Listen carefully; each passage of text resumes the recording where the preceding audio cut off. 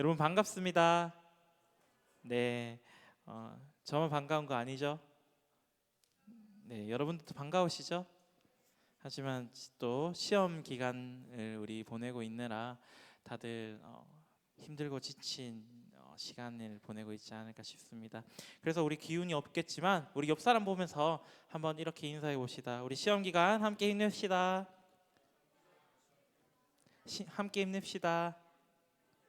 우리 여름이는 하는데 우리 현수는 왜 안 해줘? 한 번 더 해볼까요? 시험 기간 함께 힘냅시다. 네, 좋습니다. 자, 오늘은 우리 창세기 11장 1절에서 9절의 말씀을 가지고 우리 함께 이야기를 하려고 합니다. 여러분 바벨탑에 대해서 들어보셨습니까? 바벨탑. 그래도 바벨탑은 우리 많이 들어봤을 거예요. 여러분 바벨탑 어떻게 알고 계세요? 뭐라고 알고 계세요? 바벨탑 하면 기억에 나는 게 없나요? 바벨탑 하면 무엇이 생각나십니까, 여러분? 언어가 맞아요. 우리 오늘 또 이야기 나누겠지만 언어에 대한 이야기를 하겠지만 먼저 이 바벨탑에서 바벨이라는 단어의 뜻은요 바로 혼돈입니다. 혼돈, 혼잡하게 하고 뒤섞는 것, 이런 뜻이죠. 하나님이 이 창세기 우리가 11장을 읽었지만 1장과 2절에서 하나님은 천지를 창조하셨죠. 그때 하나님은 천지를 창조하셨을 때 인간을 누구를 만드셨죠? 아담과 하와를 만드셨습니다. 그래서 하나님이 천지를 창조하셨을 때에 인간은 아담과 하와 뿐이었어요. 하지만 그 아담과 하와가 죄를 범함으로 이제 자녀를 낳게 되며 여러 많은 사람들이 생겼죠. 그러나 그들은 모두 단 한 사람, 아담의 자손이었습니다. 그러다 보니까 서로가 한 가지의 언어를 가지고 하나의 언어로 서로 소통할 수 있었어요.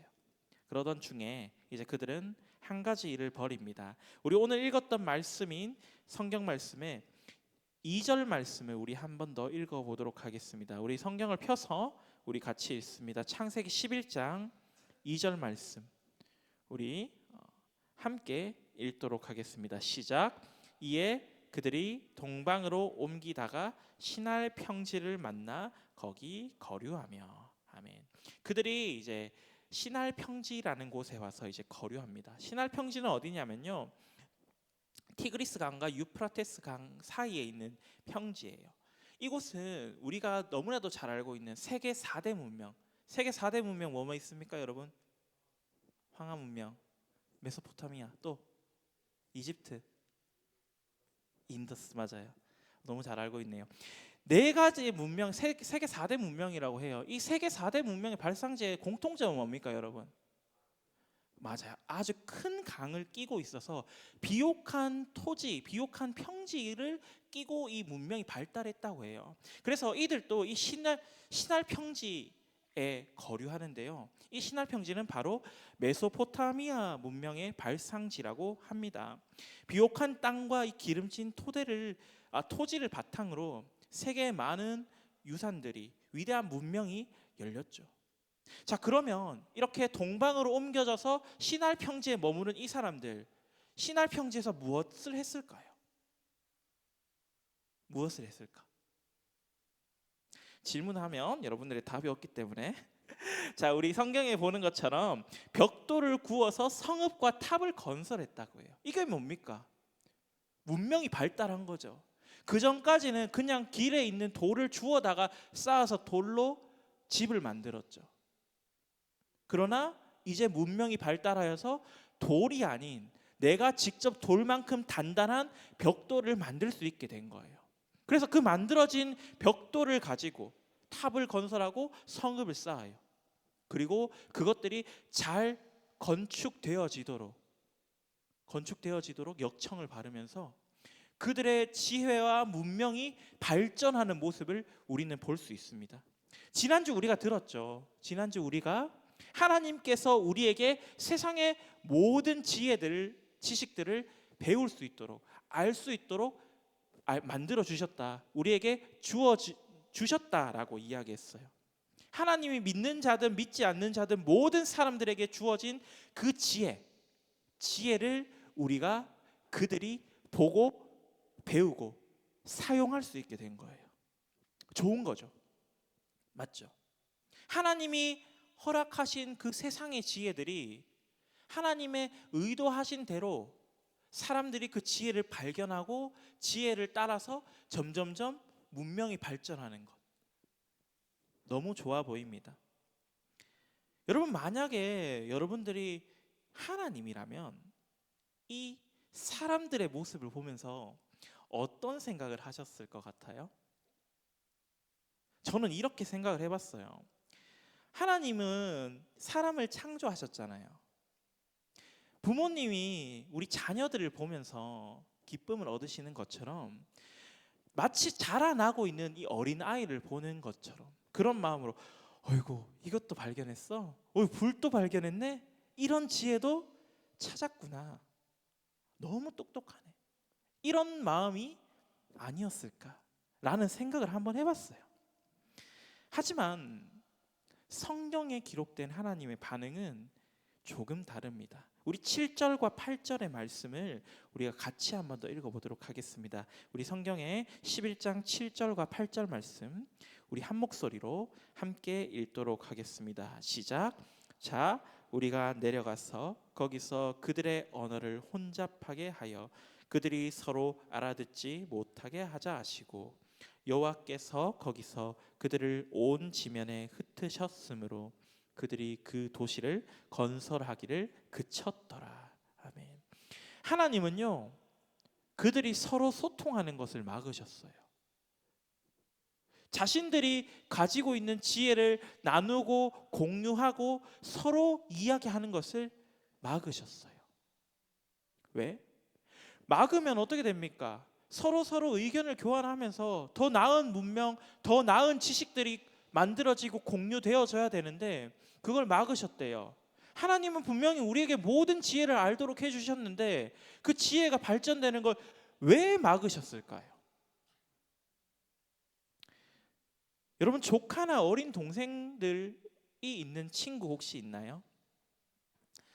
나와는 좀 나이가 차이가 많이 나는 동생이 있다. 뭐 그래도 이미 좀 커서 이제는 뭐 징그러워 보이는 그런 친구들도 있을 수 있겠지만 아이들이 자라나는 데 있어서 가장 필수적인 것은 바로 경험입니다. 경험. 우리 아이들 뭐 갓난아기 있죠. 1살 된 아이, 뭐 2살 된 아이 이런 친구들이 이런 아기들이 밥 먹는 법을 숟가락질 하는 법을 처음부터 알고 있나요? 아니죠. 부모님이 가르쳐 줘야 되고 다른 사람이 숟가락질 하는 모습을 보면서 나도 저렇게 해볼까 하면서 따라 해보는 거예요. 내가 직접 그 경험을 해봐야지만 그 경험이 나의 지식이 되고 나의 지혜가 되는 것입니다.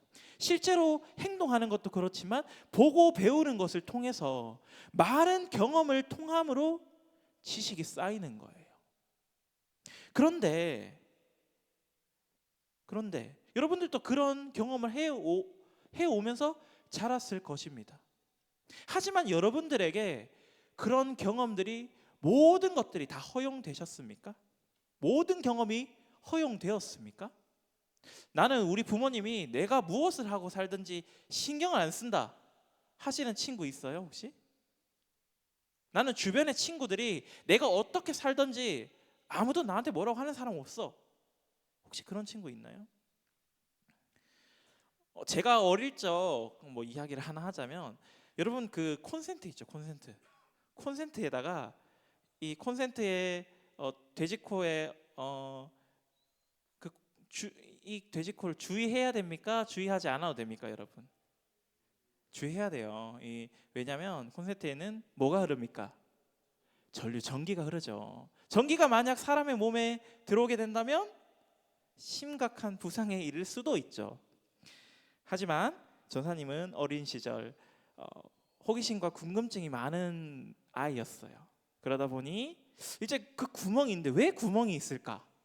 이제 고민하기 시작했죠. 그래서 주변을 살펴보니 마침 젓가락이 있어서 그 젓가락을 가지고 어떻게 했을까요? 그 콘센트의 두 구멍을 하나하나씩 차례로 넣었습니다. 어떻게 됐을까요? 다행히 건강이 있습니다. 다행히 건강한, 순간적으로 찌릿하는 전류가 이제 흘러왔어요. 그때 딱 이 젓가락을 놓았는데 그때서야 이제 알게 된 거죠. 아, 전기라는 것이, 전류라는 것이 무서운 거구나, 위험한 것이구나 라는 것을 깨달아 알게 됐죠. 이런 경험을 했어요. 그러나 부모님들의 입장에서는 이런 경험을 해서 아는 게 좋을까요? 하지 않고서도 아는 걸 좋아하실까요? 하지 않고 하는 걸 당연히 좋아하시겠죠. 혹시나 했다가 전기가 이게 심하게 통해서 다치면 어떡해? 걱정이 되잖아요. 여러분들이 실수하거나 실패할 수도 있는 그런 모습을 있지만, 그런 실수와 실패에도 우리가 부모님들이 뒤에서 받쳐주시고 바라보아 주시고, 혹은 그런 실수와 실패를 하지 않도록 제재하시고 막는 것, 그것이 우리 부모님의 역할이에요. 보호자의 역할이에요. 하나님도 어떠세요? 하나님도 우리 사람을 만드신, 지키시는, 인도하신, 다스리시는 보호자예요. 우리의 부모가 되시잖아요. 그래서 그들을 제재하신 것입니다. 그들이 서로의 지식을 나누고 서로 발전하려 하고 탑을 쌓는 그 모습들, 그걸 막으신 거예요. 왜? 하나님이 의도하신 의도와는 전혀 달랐기 때문이에요. 부모님들이 우리에게 많은 것들을 경험하도록 허용하시는 것은 그 경험을 통해서 우리가 더 나은 모습으로 자라나기 위해서입니다. 하나님도 우리에게 이 세상의 많은 지혜들을 가지고, 우리가 그 세상의 많은 지혜들을 발견하면서 점점점 자라나기를, 성장하기를 원하시죠. 그런데 하나님이 주신 그 지혜를 가지고 우리가 이상한 방향으로 성장하는 거예요. 어떤 방향? 하나님을 거스르는 방향, 하나님을 반하는 방향으로 우리가 자꾸 자라나고 있으니까 하나님은 그래서 우리에게 제재하신 것입니다. 그들의 말을 다시 한번 살펴보겠습니다. 그들의 생각이 어떠했는지 우리 4절 말씀 한번 더 읽어봅시다. 4절 말씀 함께 읽습니다. 시작. 또 말하되 자 성읍과 탑을 건설하여 그 탑 꼭대기를 하늘에 닿게 하여 우리 이름을 내고 온 지면에 흩어짐을 면하자 하였더니. 아멘. 무엇이라 말합니까? 탑의 꼭대기가 하늘에 닿게 하자, 하늘에 닿도록 우리가 그 높은 탑을 쌓아보자 라고 말해요. 여러분, 하늘에 있는 해는요 어디서나 보입니다. 물론 이제 구름에 가리면은 안 보일 수도 있긴 하겠지만, 하늘에 있는 해는 우리가 어디에 있든지 하늘을 볼 수 있으면 다 볼 수 있어요. 만약 이 탑의 꼭대기가 하늘에 닿아 있다면 그 탑의 꼭대기 또한 우리가 어디에 있든지 볼 수 있을 거예요. 바벨탑을 쌓던 그 사람들은 자신들의 조상인 노아의 시대에 있었던 홍수 사건을 알고 있었습니다. 만약 그들이 노아 시대에 있었던 이 홍수, 혹은 홍수처럼 다른 자연재해들로 인하여서 흩어지게 된다면, 우리가 이 지역을 떠나야 된다면, 우리가 그 탑의 꼭대기를 바라보면서 모일 수 있잖아. 그러니까 우리가 만약에 흩어지더라도, 우리가 서로 떨어지더라도 다시 이곳으로 모여서 우리 함께 힘을 합치자, 우리 함께 하자, 우리 스스로 흩어짐을 막을 수 있는 방법을 만들어 보자 라는 생각으로 쌓았던 것이 바로 이 바벨탑이에요. 하지만 하나님은 노아와 홍수 심판 이 이후에 노아에게, 그리고 사람들에게 하나의 약속을 주셨습니다. 내가 다시는 물로 너희를 심판하지 않으리라. 그리고 그 징표로 바로 무지개를 주셨죠. 비는 내립니다. 여전히 비는 와요. 하지만 비가 그친 후에 다시 해가 뜰 때 나타나는 그 무지개를 보면서 나는 너희를 물로 심판하지 않을 것이다. 나는 너희를 물로 심판하지 않을 것이라는 그 약속을 우리에게 분명히 주셨어요. 하나님의 그 절대적인 약속에도 불구하고, 절대 주인이신 하나님의 그 약속에도 사람들은 하나님을 믿지 못한 것입니다. 하나님이 약속해 주셨다 하지만 언제 우리를 그렇게 또 물로 심판해 버리실지 몰라. 우리를 언제 다 쓸어 버릴지 몰라. 우리를 언제 다 흩어 버리실지 몰라. 그러니 우리가 우리의 힘으로 단단한 벽돌을 구워서 물레에 쓰러지지 않을 그 탑을 세워 우리 함께 모이자. 우리의 몸은 우리가 지켜야지. 스스로를 지키고자 했던 거예요. 이것이 바로 교만입니다. 이것이 바로 교만입니다. 나보다 하나님이 더 앞서야 함에도 불구하고 나의 지식과 나의 생각보다 하나님이 더 우선되고 더 뛰어나심에도 불구하고 나의 힘으로 모든 것을 할 수 있다. 나의 힘으로 하나님이 약속해 주신 것을 넘어설 수 있다. 그것이 바로 교만인 것입니다. 여러분 대부분 지금 중간고사 기간을 보내고 계실 것입니다. 혹은 중간고사를 앞두고 있을 거예요. 그래서 여러분들과 함께 제가 이제 있다 보면 가장 많이 나오는 이야기가 성적에 관한 이야기 혹은 공부, 학원 이야기더라고요. 이것 때문에 여러분들 참 스트레스 많이 받을 거예요. 그럼에도 여러분들이 이 스트레스를 받음에도 학업이라는 것, 시험 성적이라는 것, 여러분 놓지 못하는 이유가 무엇이세요? 여러분 공부 잘해서 부모님한테 칭찬받기 위해서 공부하십니까? 공부 잘해서 학교에서 선생님들께 칭찬받기 위해 공부하십니까? 여러분 공부 많이 해서, 공부 열심히 해서 좋은 성적 거두고 내가 그 좋은 성적으로 인하여서 더 좋은 학교를 진학하고 더 나은 곳에 취업해서 나중에 세상을 살아갈 때 내가 20살, 30살, 40살이 됐을 때 부족함 없이 살아가고 싶어서, 아니 남보다 더 많은 것을 가지고 싶어서 공부하는 거 아니신가요? 그것이 잘못된 것은 아닙니다. 여러분들이 목표를 가지고 최선을 다해서 좋은 결과를 위하여서 공부하는 것, 하나님의 백성들이라면 누구나 당연히 해야 하는 거예요. 자신에게 주어진 일, 학생이라는 신분, 본분에 맞게 최선을 다하는 것, 그것이 여러분들에게 주어진 일입니다. 그래서 저는 여러분들이 공부 잘하시기를 소망합니다. 좋은 성적 거두시기를 소망합니다.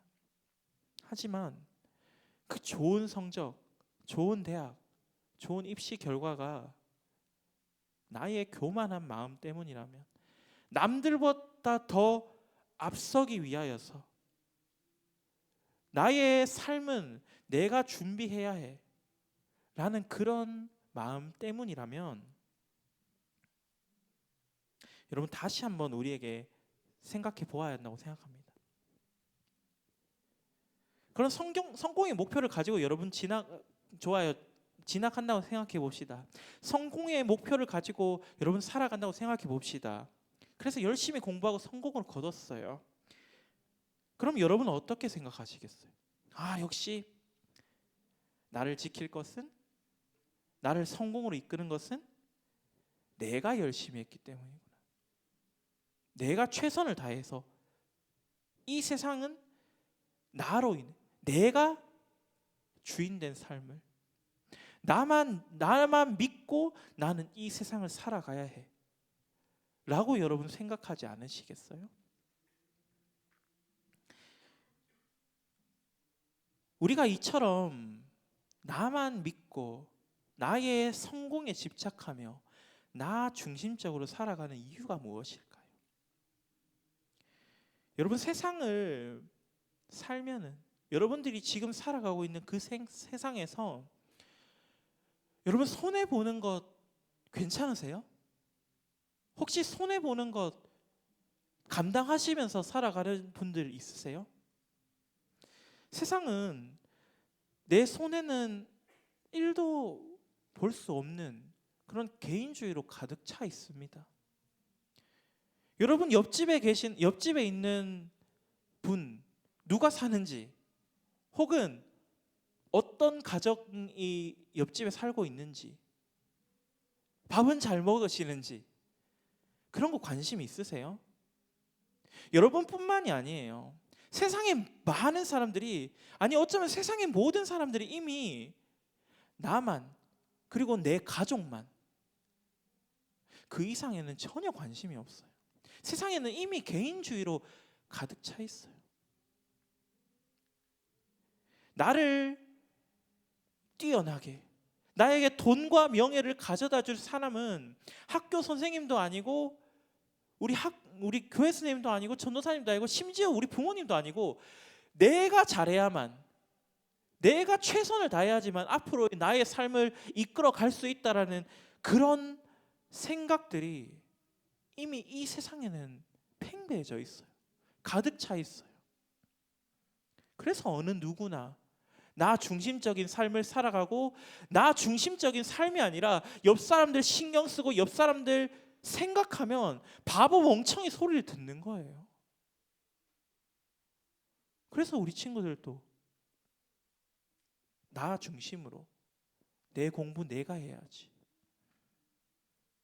더 열심히 해야만 한다라는 그런 압박을 받으면서 여러분 살아가고 있지 않으세요? 지금 여러분들의 삶이 그러하진 않으세요? 교만과 이기심이라는 이런 이야기들을 가지고 오늘 또 함께 이야기를 나누고 있지만, 사실 이 교만, 이기심, 이 이야기보다는 이 세상이 주는 그 압박감, 여러분들에게는 그 세상이 주는 그 압박감이 더 클 거예요. 그 압박감 때문에 그 압박에 못 이겨 살아가다 보니까 나도 모르게 이기적으로, 나도 모르게 교만한 마음을 가지고 하나님이 아니라 내가 주인 된 삶을 살아가고 있다라는 거예요.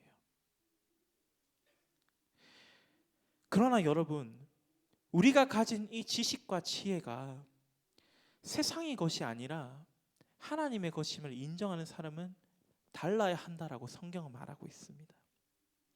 우리에게 주어지는 그런 지식과 지혜가 내게 주어져서 내가 교만한 마음 때문에 그것을 더 많이 배우는 게 아니라, 우리에게 이런 뛰어난 지식을 주시는 하나님을 경외하기 위해 우리가 그 지식을 배우는 것입니다. 그리고 그분을 닮아가는 성품을 위하여 우리는 지식을 가지는 것입니다. 예수님의 모습처럼 우리 주변에 있는 이웃들, 세상은 이미 개인주의로 팽배해서 주변 사람을 바라볼 여유가 없지만, 우리는 예수님 닮아가는 우리는 주변을 바라보아야 한다라는 거예요. 주변을 바라볼 줄 알아야 한다라는 거예요. 예수님의 모습처럼. 사랑하는 우리 친구들, 우리 스스로에게 질문을 한 번만 던져봅시다.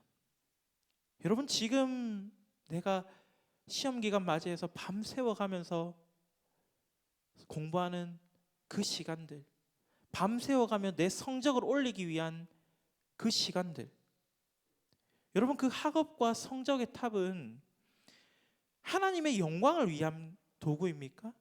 아니면 여러분들 스스로를 위한 탑입니까? 하나님 우리에게 많은 지식과 지혜를 허락하시면서 하나님 영광을 위하여 살아가길 소망하시는데, 그것을 알고 있는 우리의 모습은 그 삶의 모습대로 살아갑니까? 아니면 세상에 붙들려 살아가고 있습니까? 세상은 끊임없이 우리에게 속삭입니다. 내 이름을 내라. 더 높은 곳을 향해 올라가라. 그래야 너 스스로 지킬 수 있다. 그것이 바벨탑이에요, 여러분. 세상에서 공부 못하고 좋은 대학 못 가고 업신여긴 받으면 어떡하지라는 그 걱정 때문에 하나님이 원하시는 것이 무엇인가는 우리가 바라보지 못하고 남들처럼 살아가는 것, 세상 사람들처럼 살아가는 것. 하지만 우리는 기억해야 합니다. 우리의 본 모습은 바벨탑을 쌓아서 그 하늘 가운데 닿기를 바랬던 그 사람들처럼 되는 것이 아니라 하늘의 보좌를 버리고 낮고 낮은 땅 가운데 오신 예수 그리스도를 닮아가는 것. 그것이 우리의 본분이고 우리가 마지막까지 지켜야 할 삶의 모습이라는 거예요. 이번 중간고사 기간을 보내면서 여러분들 가운데 만일 이런 교만함과 이기심 혹은 세상의 압박 때문에 나를 지키기 위한 탑을 계속해서 쌓아갔다면 이제는 그 탑 쌓는 것을 여러분 멈춥시다. 그리고 그 책상에 앉아서 여러분 공부하실 때마다 이렇게 한번 기도해 보세요. 하나님, 제가 지금까지는 그저 세상이 요구하는 대로 세상이 원하는 방식대로 공부했습니다. 이 공부하는 내용들, 이 공부해서 좋은 성적 받는 것이 내가 높아지는 것임을 알지 못했습니다. 그러나 이제 하나님, 내가 나의 지혜와 나의 지식이 아니라 하나님을 드러나는 도구로 삼아 주시옵소서. 나의 삶이, 나의 모습들이 하나님을 드러내는 삶의 모습 되게 하여 주시옵소서 라고 기도해 보세요. 그리고 우리는 무엇을 합니까? 더 열심히 공부하는 거죠. 더 열심히 공부해서 우리에게 주어진 학생이라는 그 본분을 잘 지켜나가는 거예요. 세상 가운데 살아가지만 세상의 방식에 붙들려 살아가지 않으시기를 간절히 기도합니다. 세상에 속하였지만 세상에 속하지 않으셨던 그 예수 그리스도를 닮아서 세상이 아무리 우리에게 일이라 이야기해도 우리는 일하는 다른 방식, 세상이 바라보는 부족하고 너무나도 허무맹랑한 이야기일지라도 예수 그리스도의 방식을 닮아갈 수 있는 사랑하는 우리 파워고등부 친구들이 되시기를, 그리고 이 자리에 계신 우리 모든 성도님들이 되시기를 간절히 기도합니다. 이 시간 함께 우리 찬양합시다. 우리의 모든 교만을 우리가 십자가 앞에 내려놓으시길 바랍니다.